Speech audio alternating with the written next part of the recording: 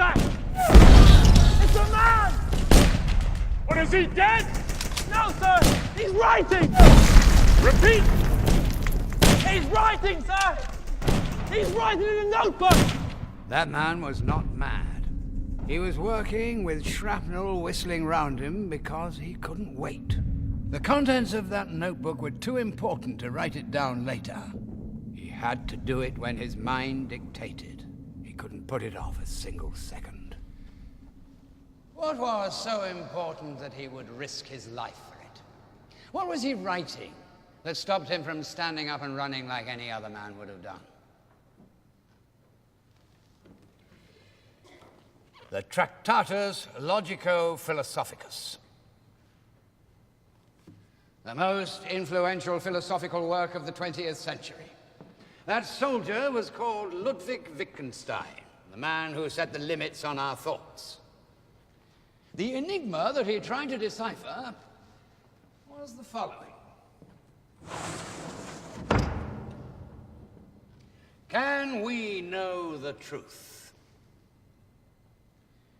All the great thinkers throughout history have sought a single certainty, something which no one can refute, like 2 and 2 make 4. In order to find that truth, Wittgenstein used, in fact, mathematical logic. What better means of obtaining a certainty than an immutable language free from the passions of man? He advanced slowly, using equation after equation with impeccable method, until he reached a terrifying conclusion. There is no such truth outside of mathematics. There is no way of finding a single absolute truth, an irrefutable argument which might help answer the questions of mankind. Philosophy, therefore, is dead, because whereof we cannot speak, thereof we must be silent. There is no way of finding a single absolute truth, an irrefutable argument that might help to answer the questions of mankind. Philosophy, therefore, is dead, because whereof we cannot speak, thereof we must be silent.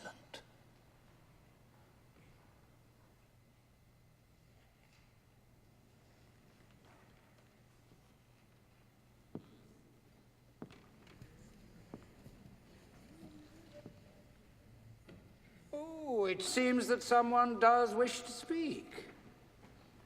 It appears that you're not in agreement with Wittgenstein. That means either you have found a contradiction in the arguments of the Tractatus, or you have an absolute truth to share with us all. I believe in the number pi. I'm sorry, I didn't understand you. What was it you said you believed in? In the number pi, in the golden section, the Fibonacci series. The essence of nature is mathematical. There is a hidden meaning beneath reality. Things are organized following a model, a scheme, a logical series. Even the tiny snowflake includes a numerical basis in its structure. Therefore, if we manage to discover the secret meaning of numbers, we will know the secret meaning of reality.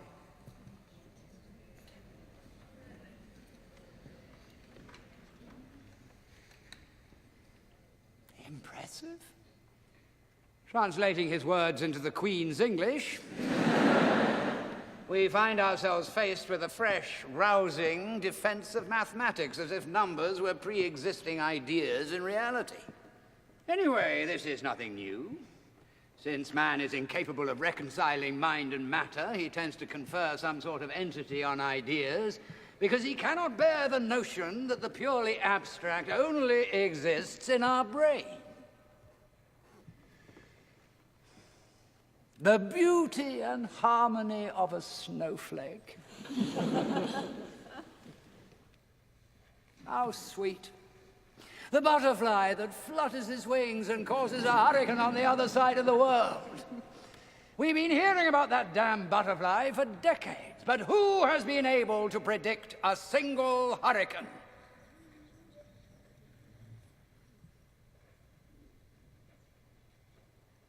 body.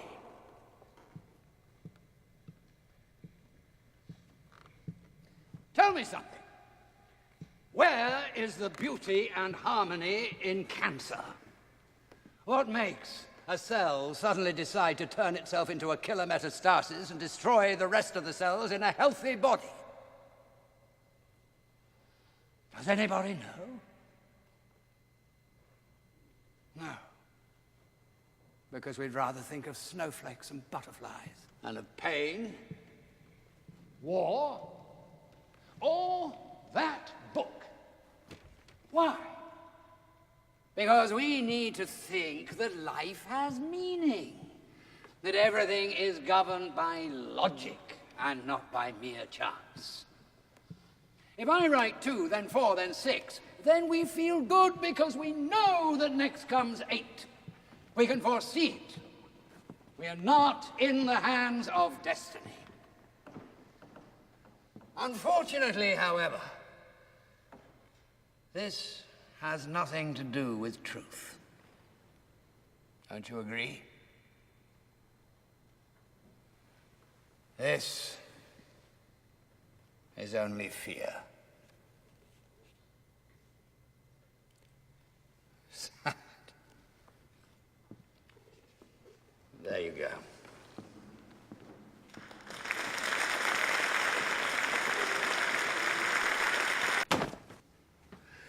I forgot that I was talking to the champion of universal logic. Thank you. You and the police think that it's possible to demonstrate the truth. On the basis of certain axioms and by using valid reasoning, you can reach a valid conclusion. Isn't that so? As sure as today is Wednesday. And what if I say, all Britons are liars? True, false, or impossible to prove? All right, there are mathematical formulations that can neither be proved nor refuted starting from axioms, indeterminable propositions. Exactly. Gödel's incompleteness theorem. So even in your world of mathematical purity, there are things that can never be proven. Yes, but that is not the case here. Oh, there is a gap. Oh, there is a gulf between what is true and what is provable. We can never be sure of all the facts about a phenomenon, and to lack just one could change everything.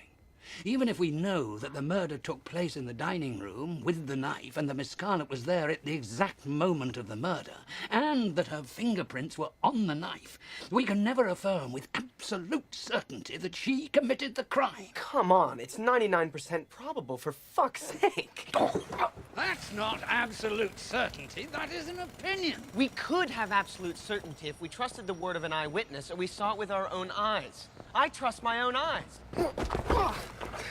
No comment. Things are here, under our noses. These paving stones, they exist, or do you refute that as well? You can't. Are you sure? Heisenberg wasn't quite as certain. The physicist. Oh, yes, well, he tried to make an atomic bomb for the Nazis, but he wasn't famous for that. What is this, an exam? Heisenberg's uncertainty principle. Bingo! Miss Scarlett is now an electron, okay? And you're looking at her through a keyhole or a particle accelerator as you wish. And every time you look at her, Miss Scarlett will have changed her appearance or her position. Because the very fact that you observe her alters her atomic state. How about that? Don't try to confuse me with tricks. Beth is not an electron, and neither is Mrs. Eagleton. So do you really think that criminal investigation is more reliable than physics or mathematics? Have you been here before? Never had a chance. It would be a pity to leave the country without seeing this place. This is the largest collection of fakes in the world. Not even Michelangelo can distinguish this David from his original. Trajan's column we believe to be in Rome. But we are sure that this is a common plaster copy. I feel at ease here. No one tries to deceive me. In effect, Martin, this is the place that contains the most truth in the entire planet. We have an absolute truth. Everything is fake. Outside of these walls, nobody is sure of anything. I hope my failure has at least served to teach you something. Yes. One thing. One very painful thing. Numbers also lie. The truth is not mathematical as I once believed. It's absurd, confused, random, disorderly, and deeply unpleasant.